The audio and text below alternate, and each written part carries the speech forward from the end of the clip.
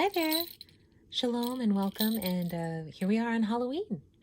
And I am really thankful for this holiday, but not for the traditional reasons.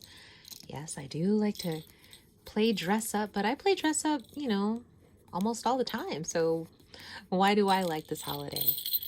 Well, for me, it doesn't strike fear into my heart, even though I know that our struggle is against the powers and the principalities. And the sons of darkness really love this holiday. Oh, they just eat it up. But really what it comes down to is this holiday for me makes things very simple. It shows me what the works of darkness are. It shows me to the extent that the God of this world blinds the people who are perishing. I was talking with a Buddhist, impromptu conversation. I had no idea I was going to enter into this. And in a moment of shocking clarity, they admitted they actually enjoy scaring and frightening the children. I'm sure they said it for a reason of, shock and awe, but it seemed that they were coming to a point of revelation. And I thought to myself, wow, here we have an admission. She knows that what she's doing is inherently wrong. To derive pleasure, to reap joy from a child's state of fear and terror. I mean, children are a blessing from God. They are a gift from God, and our duty as adults is to take care of them, to shelter them, and to encourage them in the ways of that which is right, to enable them to have their being. That's the joy of parenting, isn't it? But here we are on Halloween. Snakes, spiders, demons, devils, these scary things are suddenly embraced. And what's this doing? This is creating a sense of confusion.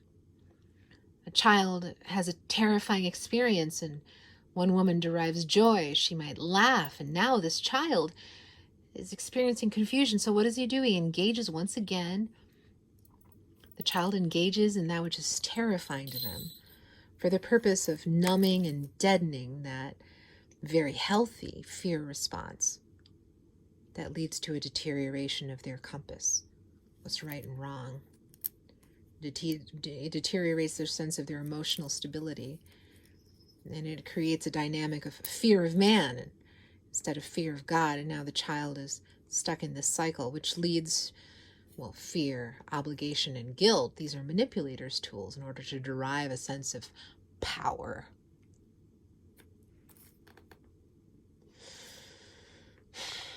So here we are, people know the truth, but they suppress the truth in their own unrighteousness.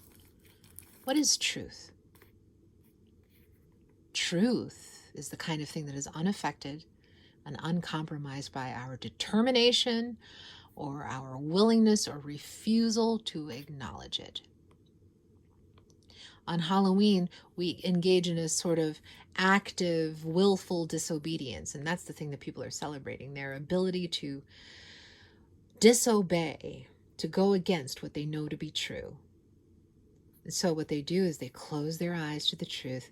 They sacrifice what is known for a moment of pleasure, of comfort, of joy and happiness, of joy, mirth, great word, mirth, and acceptance amongst their peers. Halloween contributes to this numbing and deadening of children, families, societies, and ultimately our civilization. The moral and emotional compass is deteriorated, and this is exactly what Halloween shows us. If you look at the history of Samhain, you'll see that it's a celebration of the darker times, the dark times as the sun is moving further away. So mankind realizes that death is approaching. We're at the end of the harvest season. The harvest festivals.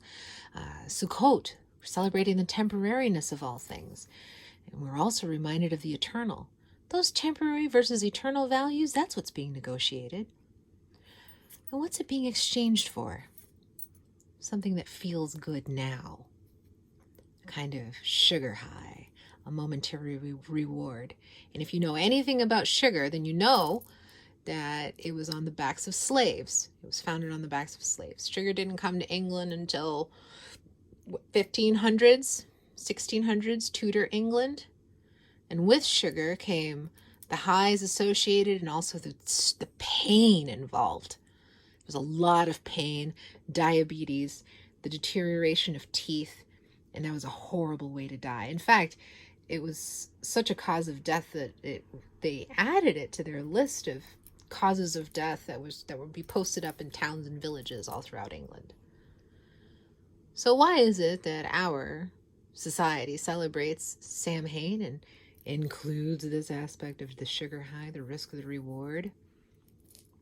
We're engaged in a sort of willful disobedience and active denial. Now, when you look at scripture, there aren't too many things that directly address, Halloween. It's not like God says, you shall not celebrate Halloween, but we do have some indications here. John, in one of his letters, writes, this would be 1:11, says, do not imitate evil, but imitate what is good.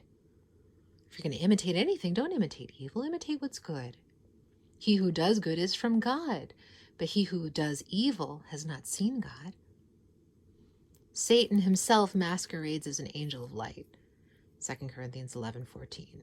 We're to abstain from all forms of evil or appearances of evil in the King James Version. 1 Thessalonians 5:22.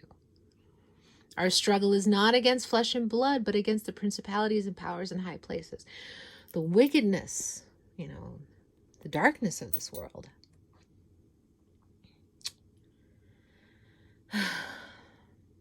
As we negotiate what is true for what is false, this corruption leads to tooth decay.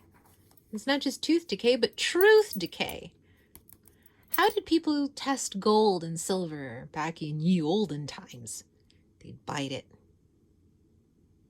They'd bite it, they'd bend it to see its give and take. Our ability to discern truth is related directly to our determination to act according to it. It's almost like one of those bush compasses. And I've likened our spiritual compass, our emotional and moral compass according to that. If you take a needle and you're out and you're lost in the woods, all you have to do is stroke the needle against a very strong magnet, that which demonstrates true north from south. And once you polarize that needle and all the electrons are lined up in accordance, all you have to do is float it on a leaf, put it on a leaf and float it in some water, and you can find your way out of the woods. What we practice on Halloween is an active corruption of that north-south element. We introduce confusion, and this leads to a numbing and deadening. And now you've got a compass that isn't really worth anything, and it's going to tell you that anything is true north and south. With that comes your loss, the loss of your ability to discern good from evil. So here we go. Let's go to Romans 12. It says, do not conform any longer to the pattern of this world, but be transformed by the renewing of your mind. Then you will be able to test and approve what is God's will. What God's will is, his good and pleasing and perfect will. There's other scripture that talks about how we're supposed to greet one another in psalms and spiritual songs, and I think that's in Ephesians. Let's see if I can turn to it real fast. I don't want to take up too much time. I wanted this to be a short one. But how different it is to greet somebody with psalms and spiritual songs. And here we have the opposite. Anyhow, one thing I love about this holiday is that it shows us the exact nature of the human condition, our active disbelief, our active disobedience. And you know what? There's consequences with that. Thank you so much for taking time and spending time with me. Please subscribe, hit that little alert bell, be informed of upcoming videos. Thank you so much. Shalom. May God bless you.